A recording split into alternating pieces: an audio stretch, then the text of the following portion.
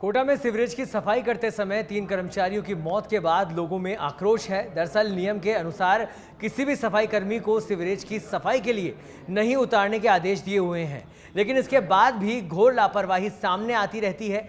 ऐसे में जयपुर ग्रेटर उप महापौर पुनीत कर्णावत ने से खास बातचीत की हमारे संवाददाता सतवीर सिंह राठौड़ ने। सीवरेज को लेकर नगर निगम लगातार काम कर रहा है, लेकिन इसके बावजूद भी कई जो खामियां हैं वो सामने देखने को मिलती है। अगर कोटा की बात करें तो कोटा में सीवरेज काम करने के दौरान जो 3 मजदूर हैं उनकी जो मौत है वो सामने आई थी। उसके बाद में लगातार जो कार्रवाई है वो की जा रही है। हमारे साथ में उप महापौर पुनीत कर्णावत भी साथ में है, उनसे हम बात कर लेते हैं। सर, सबसे पहले तो यही जानना चाहेंगे कि आखिर जो सीवरेज की सफाई के लिए जो नियम बनाए हैं वो नियम आखिर क्या है, जिस तरीके से पूरी तरह से काम किया जाता है। सीवर के अंदर मैनुअली अब मेन होल के अंदर या सीवर लाइन में किसी भी मानव श्रम को उतरने की अब अनुमति नहीं है। उसके ऊपर सुप्रीम कोर्ट का भी एक निर्णय है। उसके साथ साथ राज्य सरकारों का भी, चाहे वो केंद्र सरकार हो चाहे राज्य की सरकार हो, उन्होंने भी ये निर्णय किया हुआ है।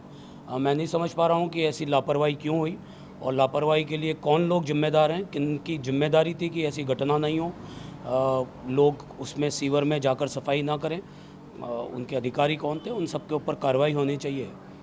सीवर की समस्या पूरे राजस्थान में विकराल रूप में है और जयपुर उससे अछूता नहीं है। राज्य की राजधानी होने के बाद भी नगर निगम में अगर सर्वाधिक समस्याएं कहीं आती है तो सीवर लाइन के चौक होने की आती है और इसको लेकर हमने बेहतर ढंग से काम करने की प्रक्रिया शुरू की है और रोबोटिक मशीन्स हमने मंगाई है। उस रोबोटिक मशीन्स के माध्यम से हम सफाई करवा रहे हैं और जयपुर नगर निगम में कोई भी मेन होल में उतरकर सफाई नहीं करे, इसको हमने सुनिश्चित किया है। जी बिल्कुल सुनिश्चित यहाँ पर किया है। जिस तरह से आपने बताया कि रोबोटिक तरीके से जो साफ सफाई का जो अभियान है वो चलाया जाता है, लेकिन आखिर क्यों कमियाँ क्यों होती है, आखिर लापरवाही क्यों बढ़ती जाती है और आखिर क्यों जब नियम उनको पता है उसके बावजूद भी क्यों उतारा जाता है सफाई कर्मियों को उसमें? जिस लापरवाही से किसी की जान चली जाए वो अक्षम्य अपराध है। लापरवाही हो सकती है पर लापरवाही इस तरीके की हो जिसके अंदर कैपिटल लॉस हो जाए, जिसमें जीवन चले जाए, ऐसी लापरवाही क्षमा करने योग्य नहीं है। मैं ये उम्मीद करता हूं कि सरकार जिम्मेदार लोगों के खिलाफ मजबूती से कार्रवाई भी करेगी और आने वाले समय में इस प्रकार की कोई घटना नहीं घटे, इसको सुनिश्चित भी करेगी। आंकड़ों की अगर बात करें तो जयपुर या पूरे प्रदेश में कहीं ना कहीं की बात भी करें तो हर प्रदेश के अंदर ऐसी जो घटनाएं आम हो चुकी है। जयपुर में भी इस तरह के जो मामले आए थे, अब कोटा के अंदर जिस तरीके से मामले सामने आए तो ये आंकड़ा भी बढ़ता हुआ जा रहा है, ये भी बहुत चिंताजनक है। मैंने दोस्त आपको कहा कि ऐसी घटना होना अपने आप में हमारे को शर्मिंदगी पैदा करता है।